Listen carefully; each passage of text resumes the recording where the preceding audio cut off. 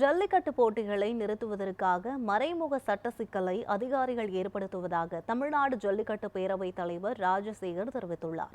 திருச்சி மாவட்டம் மணப்பாறையில் தமிழ்நாடு ஜல்லிக்கட்டு பேரவையின் மாவட்ட அளவிலான ஆலோசனைக் கூட்டம் நடைபெற்றது.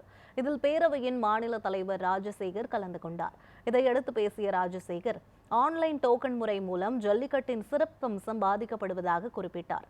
தொடர்ந்து பேசிய அவர், கட்டுப்பாடுகள் என்ற பெயரில் ஜல்லிக்கட்டு போட்டிகளை நிறுத்த அதிகாரிகள் மறைமுகமாக சட்ட சிக்கலை ஏற்படுத்துவதாகவும் குற்றம் சாட்டினார். 20 லட்ச ரூபாய் டெபாசிட் வைக்க சொல்றாங்க. இது எங்களால் ஏற்றுக்கொள்ள முடியல. இந்த ஜல்லிக்கட்டு படிப்படியா இதை குறைக்கிறதுக்கு மறைமுகமா அதிகாரிகள் இது இப்படியெல்லாம் ஒரு சட்ட சிக்கலை ஏற்படுத்துறாங்களோன்னு ஒரு அச்சம்.